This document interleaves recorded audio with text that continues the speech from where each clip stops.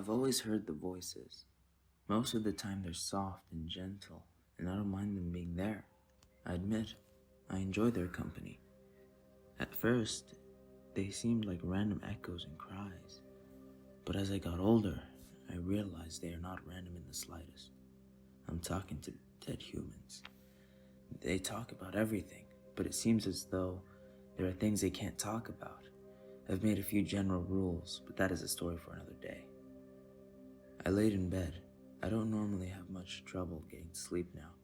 I used to. The voices were just too loud. But now I've gotten used to them, and over time I've convinced them to settle down when I sleep. I can still hear them when I'm asleep, just not as distinctly. Tonight was different.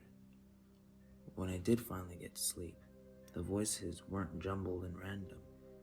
I heard every word with great detail. They spoke of the sea. I saw myself standing on a beach in a dream. They spoke of mountains. The image changed to a valley landscape, green and lively. Lastly, they spoke of the wind. I was high above the cold night clouds, feeling fresh, wet wind on my face. Then they spoke of nothing. They were silent. The wind stopped, and the image faded to darkness. It was like I was watching a broken projector. A new image formed from static. My bedroom ceiling. I saw the room form from the top down. Am I awake? I reached for my phone. Nothing moved. It was as if I didn't have arms. Startled, I tried to sit up.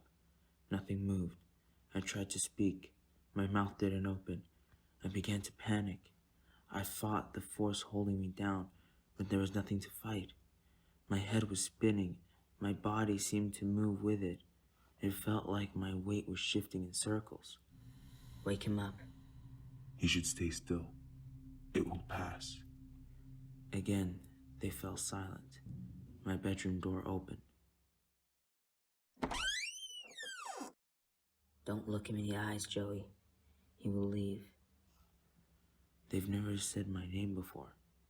Hearing it for the first time made me realize that. Into the room came a giant being.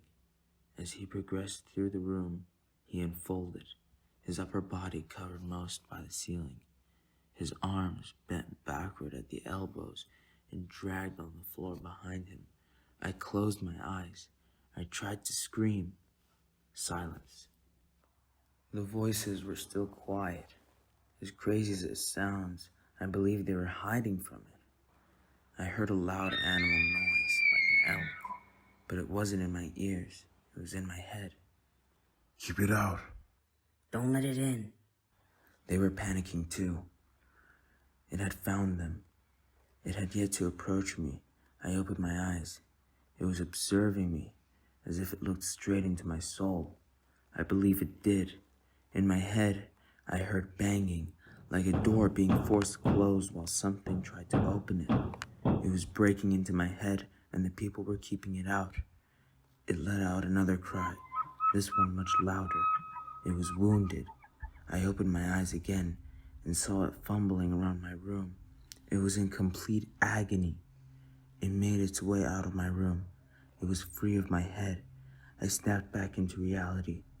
I reached for my phone again, this time successfully. I used its light to look around the room. My breath and heartbeat were panicked and irregular. The door was closed. Everything was normal. I asked them in my mind about what had happened. They spoke among themselves, arguing. Finally, the voice of a man spoke out. Your mind is powerful. That's why we're here. They want to infect it. We must protect it, or we have failed our job here. Ask no more. I've said too much. I asked no more.